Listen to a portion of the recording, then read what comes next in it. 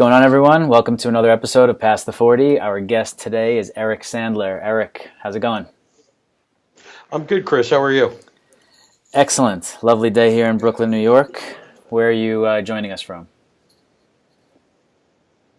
I am in Houston, Texas, where it is cloudy, but not as hot as it will be like in a couple of weeks. I don't envy the heat down there at all. We struggle enough with New York summers. I can't imagine what goes on down south. Well, as my father used to tell his relatives on the East Coast, we don't shovel our humidity. So that's the perk. That's your win right there. Yeah. Well, that and, living in a city with a world champion baseball team. Congratulations on that. Congratulations on that. Yes, thank you.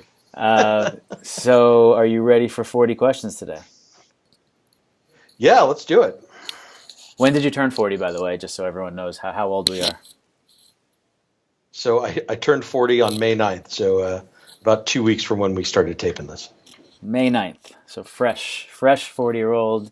I hope it is off to a great start, and I hope we can improve that in the next hour. So if you're ready, I'm ready to roll. Yeah, let's go. So you wrote in one of your headlines, "No kids, just dogs." Is that a current status update or words to live by? The older I get, the less and less likely that I think kids are going to happen for me. I have 4 wonderful nieces and nephews that I really enjoy, but I'm starting to think that that's about as close as I'm going to get. What kind of dogs do you currently have, and what are their names? So I have Muffin. She's an 80-pound pit bull. And then I have Matza. She's a 50-pound Staffordshire Terrier. Amazing. Both terrier. All right. Muffin and, sorry, what was the other one? I know another M. Yeah, Matza. So both M's, both food. Muffin and Matza. Love it. I don't think I've had on another podcaster before. So what's the name of your podcast and what is it about? So my podcast is called What's Eric Eating? It's a weekly look at Houston's bar and restaurant scene. So I have a rotating cast of co-hosts and interview someone who's important in the restaurant scene, a chef, an owner, a bartender, someone like that. Right. So you are a food reporter in Houston, right? So you go out to restaurants and report back on what's going on out in the world. Yeah, it's a little bit of news, like what's open, what's closed. It's a little bit of opinion, like, this is good, this is bad. But it's a pretty dynamic restaurant scene down here, so it keeps me pretty busy. When you go to a restaurant, do you make yourself known as, hey, I'm a food person, or do you keep a low profile so that you get treated like a regular customer and can really report back on the experience? Well, so it's sort of they say, if you have to ask, do you know who I am? Then the answer is no. So I've been doing this for 6 years. And most of the time I'm going someplace where I've interviewed them or I've seen, servers from different restaurants who know what I do for a living. So there's not a lot of anonymity. Right. The best I can do is just show up without a reservation or make a reservation under someone else's name or, to try. But no, I don't get a lot of authentic service experiences. It's almost refreshing when I have a bad meal at this point, because it's oh, good. It can still happen every now and then. It's sort of validating. Right. If they're not doing their best work just because Eric has walked in the door. How many nights a week are you dining out, and are all of them quote unquote work? I live by myself, so I'm dining and cooking for one is a drag. So I'm dining out probably 4 or 5 nights a week, sometimes more than that. They're not all work related, but I do a monthly column of 10 new restaurants to try. Okay. So that keeps me moving. For sure. It's not a bad gig. When you were a child, what did you want to be when you grew up? I wanted to be a lawyer. My mother's a lawyer, and I thought that's what I was going to be. Didn't work out that way. No, it's a long, complicated story, but I bounced around after college and did some kind of scut paralegal work, and really thought I was headed to law school. And then I started writing and discovered this is a lot more fun than that. Much more fun. What's the best piece of advice you've ever been given, or one that has stuck with you? The one that stuck with me in this world is that it's the restaurant business. It feels like everybody knows everybody, and so it's important. Respect your relationships with people. So, in the beginning, when a group of bartenders was like having a fundraiser for a dog wash, like, I loaded Matzah and Muffin in the car and we went to the dog wash because, it was important for me to build some credibility with those bartenders to be like, what's important to me is important. Or what's important to you is important to me. Mm-hmm. So, maintaining relationships has been very key. Absolutely. In any field, absolutely. Who is your celebrity crush? I thought about this for a long time. Oh shit, I can't. God, she's the judge on MasterChef. She's the pastry chef. Christina Tozzi. I just think she's so cool. I just watched her Netflix special on Chef's Table, and she's like smart and funny, and she makes beautiful, beautiful desserts. Definitely my celebrity crush. Is she the one? Did she have like a spin-off of Chef's Table, like where they do all like a series on desserts, or she just has one episode there? Yeah, so they just did a series with 4 pastry chefs, and she's one of the 4 pastry chefs. Right. And then she also hosts MasterChef and MasterChef Junior with Gordon Ramsay. All right, Christina Tosi. Definitely the first time that she has been brought up in this celebrity crush question. That's a nice job there. If you could have a cocktail with one fictional character, who would that be? So I thought about this one too. I think it would be Josh Lyman from The West Wing. Nice. I've always liked that kind of guy behind the guy, right? The guy who's kind of behind the scenes, keeping everybody else back. And that's got to be my favorite TV show of all time. So favorite character, favorite TV show. All right. It's a good one. It's certainly up there in the pantheon of great shows of our lifetime. And that's Bradley Whitford's character, right? Just to confirm. That's right. Yeah. Yes. What is a? Yeah, I have no interest in meeting Bradley Whitford, but Josh Lyman, I'd be cool to hang out with. Totally. And I'll take President Bartlett any day, especially today. Absolutely. What's a pet peeve of yours? I hate people who are flaky. It's just the worst. If you say you're going to be somewhere, don't tell me 15 minutes before it's going to happen that you're not going to make it. Totally. Is that specifically in like flakiness is specific to time being late or that type of thing, or just like somebody that you just can't count on in general? It is definitely specific to appointments, reservations, activities, but it applies to, I've tried to nurture freelance writers. It's like, if you can't hit a deadline, if you can't communicate with me what your progress is, it's like that this just isn't going to work out. Absolutely. I'm with you. What is something that you've tried that you will never, ever try again? I heard a couple of shows ago where someone said water skiing. I tried that in high school. It was a total failure. So I'm definitely with whoever that was on water skiing. It's funny that you say that, because there were a handful of people last year in this interview series who said snowboarding. I had like 4 out of 6 shows somebody answered that question with snowboarding. So it must be something with standing on boards and some type of surface that does not sit well with people. If you won the lottery tomorrow, what are 3 things that you would do with the money?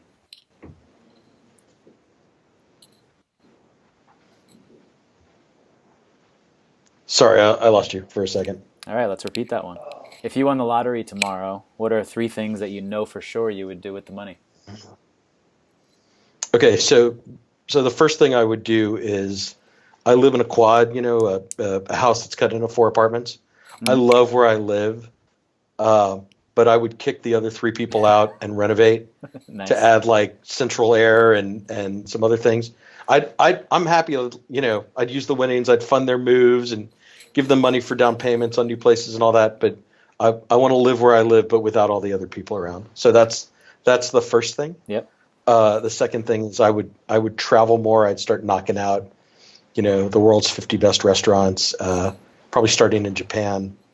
And then I'm just super selfish with this list. So, I'd buy a new car. My car's 8 years old. I'm due for a new ride. A 40th birthday present would be perfect for you. Absolutely. If you could have personally witnessed one event in history, what would you want to have seen? This is a tough one. I think it's got to be Woodstock, right? Like, I don't want to go too far back, to like some event from antiquity. But I just think that like that concert, like that moment in time would have been really, really special. It's a good one. Who's your oldest friend and where did you meet? So I have sort of two people that I met like right at the beginning of seventh grade. And they are the oldest friends that I keep in touch with. One is named Carl. He lives in San Antonio, and one is named Larry, and he lives in Miami. If I spoke to Carl and Larry, how do you think they would fill in the following sentence? I love Eric. He's the greatest, but I wish he were a little less blank. Well, I think they might say blunt. I'm not really the friend who's like, it's okay, you're going to be fine. I'm the friend who tells you that you fucked up and you need to fix it. I would want more of that, not less of that. That sounds like somebody that people need in their lives. I like to think so. Right. What's a skill that you want to acquire in the next 40 years?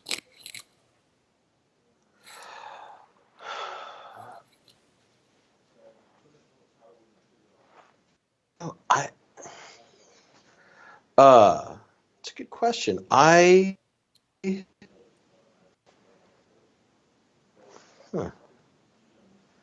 still have this fantasy that I'm going to learn to play guitar someday.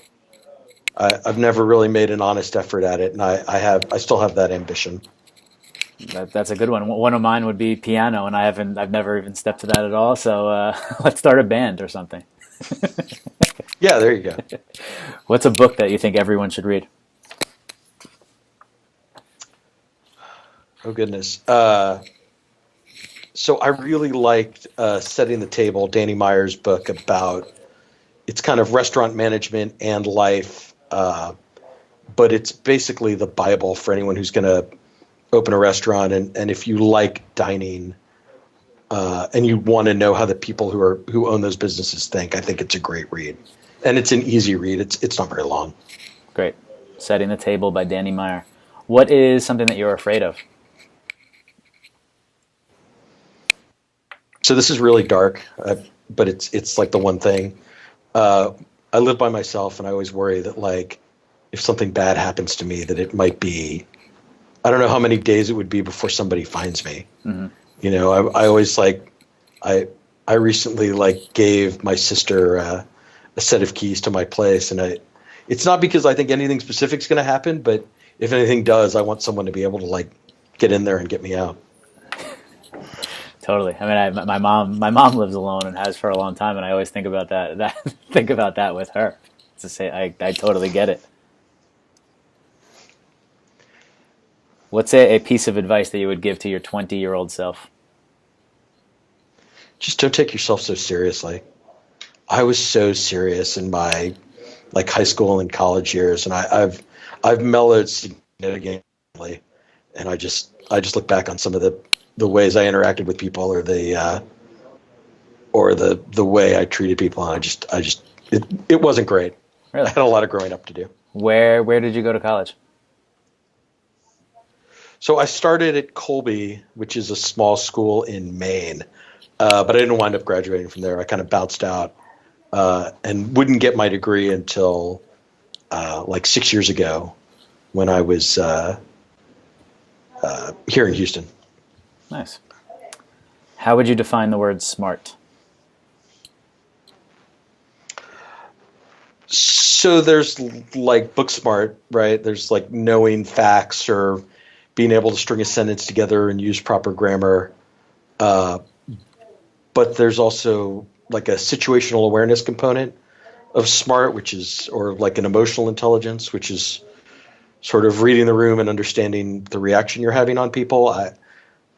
When I was younger, I had a lot of the first and not enough of the second, and I like to think I've gotten a little better. At least I know when I'm being a jerk now, most of the time.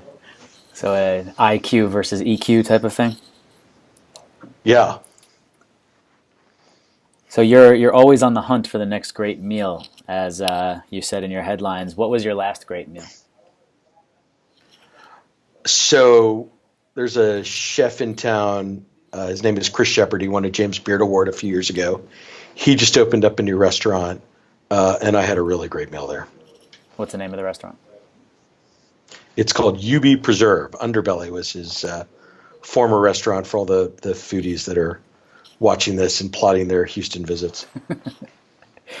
Taking it a step further, what would you eat for your last meal or last supper? Well, so for my 40th birthday, I went out for prime rib. So I think it would be something like that, or my mother's matzo ball soup. Something really simple. Why not both? Why not start with the bowl of soup? Yeah, finish with the prime rib. Yeah, and then not out with. Exactly. What's something that you're great at? I don't mind the pressure of it. Well, I like the pressure of a deadline. In this business, that's really helpful. Sometimes we get breaking news in, and I can usually go from, press release or quotes or, a phone call with somebody to a workable article in an hour or less. And I think that's, like when it has to get, I can usually get on the horse and write it. Nice. If you could work for anyone in the world, who would it be and what job would you want? So I think it doesn't really get much better than Jonathan Gold, the food critic for the LA Times. So I feel like if I could just like be his assistant or his deputy and just spend like 6 months learning from him, I'd be a much better writer. What's a quirk of yours that few people know about? I count things, stairs, syllables in song lyrics. It's not like full on OCD. I don't have to do it all the time. Yeah. But it's definitely like a quirk that I have when I'm, in like a quiet moment or when I'm trying to distract myself. Is it like when you're walking up a staircase in your head, you're going 1, 2, 3, or like when you see stairs, you're just like counting what's over there, or anything at any time? No, when I'm climbing the stairs, 1, 2, 3, 4, it's 17 steps from my up to my apartment from the first floor. I can tell you that. Nice. If you had to live somewhere outside of North America permanently, where would you choose? I am fascinated by Japan, even though I've never lived there and don't speak Japanese. Just the like precision and respect for craft and that culture really intrigues me. Mm-hmm. I would probably be much happier somewhere that speaks where I could speak English. So England or Australia are probably the more practical answers to that. If you could teach a high school class on any subject, what would that be?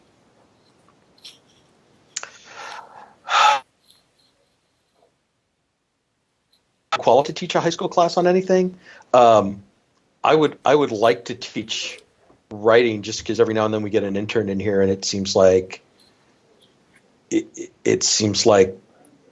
there's not they learn sort of structure maybe, but there's never a lot of personality in their work, and so that it's like getting beyond like a 5-paragraph theme and trying to express yourself a little bit. I'd like to help people with that. What's the best concert that you've been to, or a great one that stands out? So in the summer of 1999, I was living in Boston, and the Counting Crows did a short tour in small clubs to warm up for Woodstock, the 30th anniversary of Woodstock.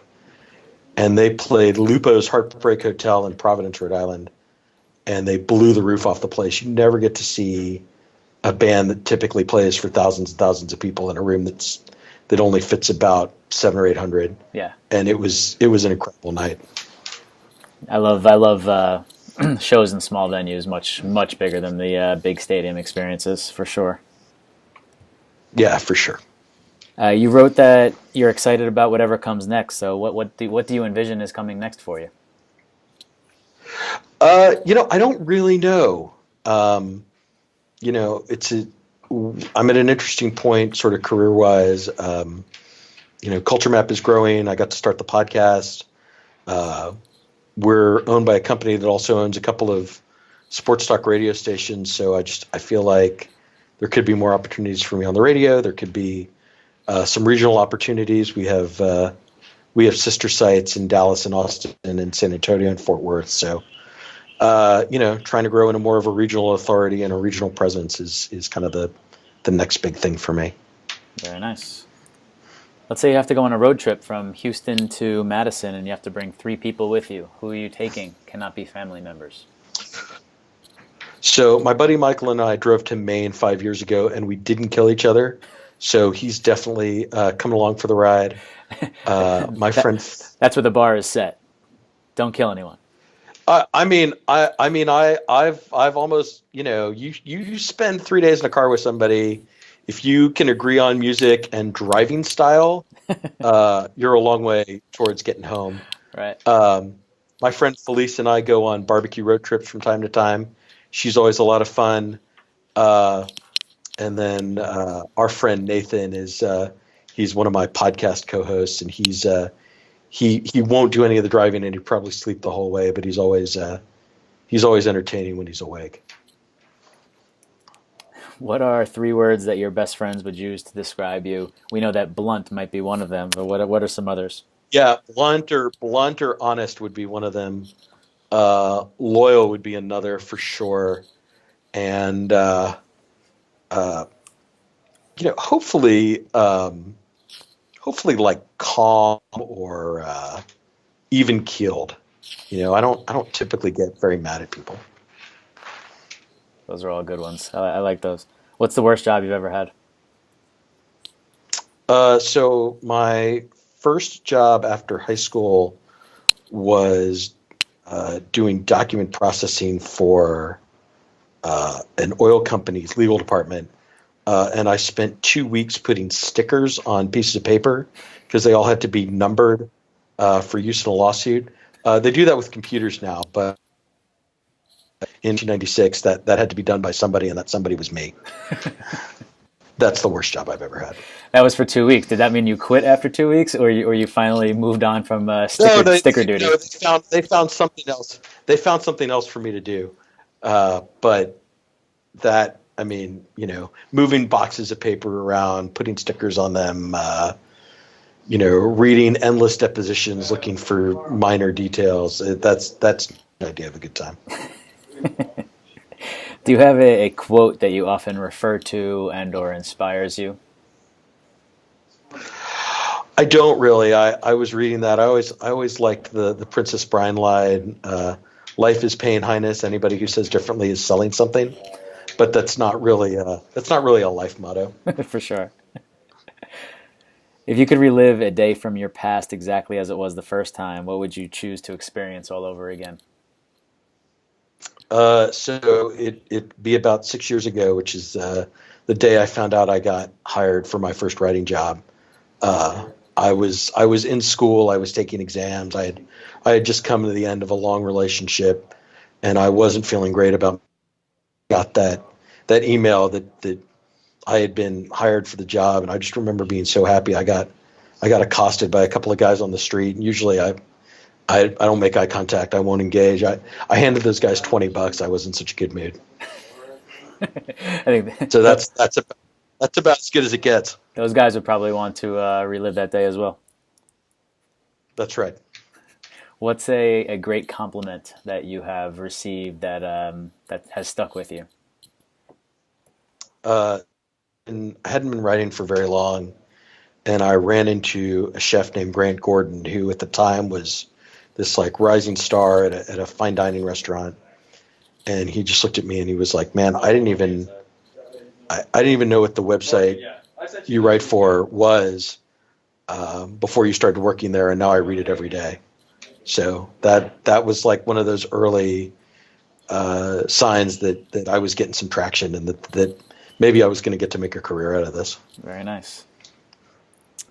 What do you do to when you're stressed or relieve stress? You said you're even keeled, so I'm curious. I'm sure I'm quite even keeled as well, but I do have stress in my life. So is there something that you turn to calm down? I mean, I'm. It's not a good habit. I'm an emotional eater, right? So, to celebrate, eat. When stressed, eat. But I try not to snap at people. That's definitely one of my more bad habits. But yeah, when I'm really feeling the heat, like the only thing I can do is just bear down and work through it. Typically. Mm-hmm. What is something that all 40-year-olds should go and do or try ASAP? A call to action for all the 40-year-olds listening here. So about 6 months ago, I flew to Denver to see a Queens of the Stone Age concert, and I would just say like that old band that you love that maybe you haven't seen in a while or haven't thought about, like go find out where they're playing and go see them, because that was just such a cathartic, like, traveling to Denver and back over the course of 2 days was it's never fun, but the experience of the concert was so great. And Red Rocks was beautiful. Absolutely lived up to the hype. It is. It is. Who is someone that would be a great guest on this podcast? So David Chang just turned 40, the very famous chef from New York. I think he's like in a reflexive mode. I know he just started a podcast. He did, yeah. But I would love to hear him. I would love to hear him answer some of these questions.